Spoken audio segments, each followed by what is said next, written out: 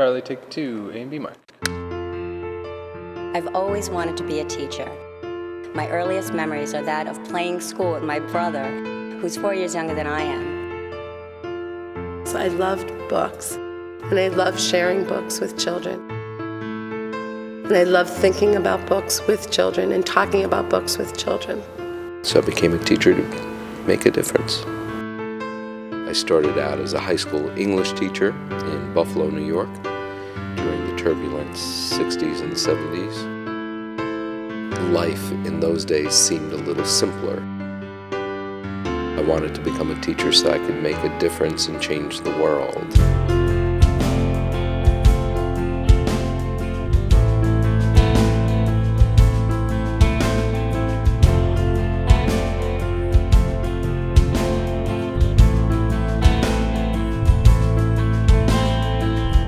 Being a teacher back then Was very different than it is today. you put into a classroom The students were grouped homogeneously. and they told you, go teach. In those days, it might have been sufficient to read a book. And we knew what books were good for children, and we even knew how they were reading. But we never really asked them to do some deep thinking about their reading. It was about getting a textbook and memorizing that book. If the students were unable to keep up with the curriculum, unfortunately, they were left behind. The class had to keep on moving. And then there was thinking maps.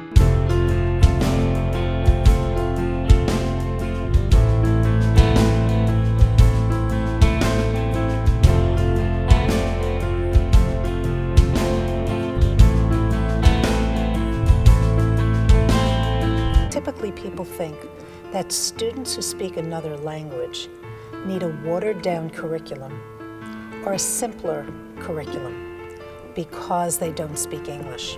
The largest group of English language learners are the Hispanic population. The research tells us that we are at risk, that the majority of these children may either drop out of school or never finish college. That is a huge problem for this country.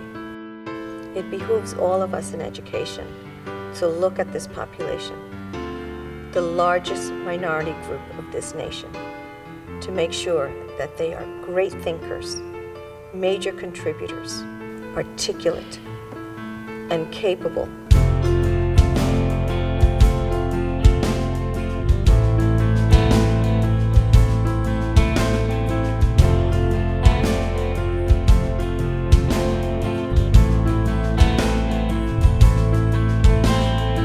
Thinking Maps has proven to be an important initiative in our district because it provides our teachers and students with a means of helping students organize their thoughts and to be able to analyze and present their ideas.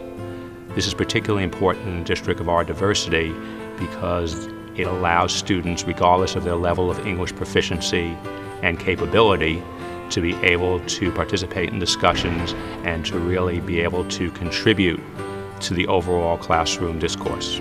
We began with the thinking maps in bilingual classrooms. We did it in English and we did them in Spanish. We use the thinking maps in our collaborative classes with mainstream and ESL teachers. And we noticed a variety of things. One was that because of the visual nature of thinking maps, the children quickly grasped the concepts behind each of the maps. In addition to that, the teachers began to look at these children differently. They were asking them different types of questions that challenged their thinking.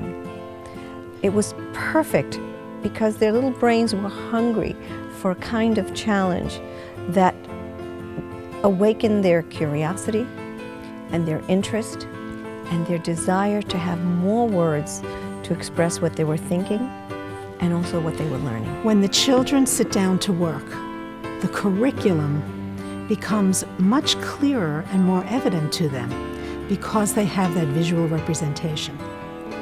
In kindergarten through second grade, the children are taught the very specific maps, and they practice how to use them within the reading context, within their social studies, science, and math. In third grade, it becomes a transitional year for many of the children because they start to experience the maps in a different way.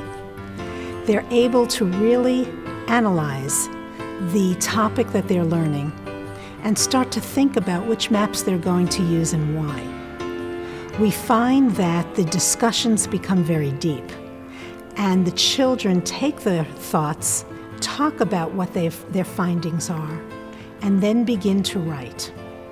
We found that the children all of a sudden are using language in a deeper and more meaningful way. What was fortuitous was that thinking maps brought to our teachers and our students a metaphor for understanding deep cortical thought processes, so that students are not just passive recipients of knowledge.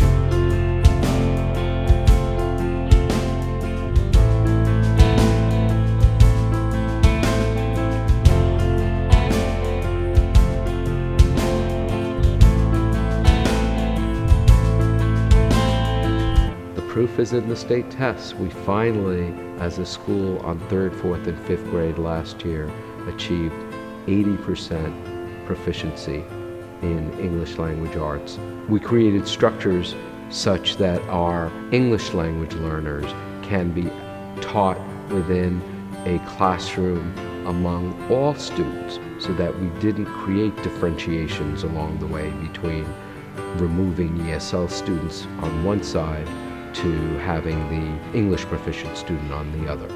We used a balanced literacy approach, a guided reading model, and by really understanding that good teaching and learning, that challenging curriculum can bring even those who are attempting to master the English language to a place where they can feel good about their education, about their accomplishment.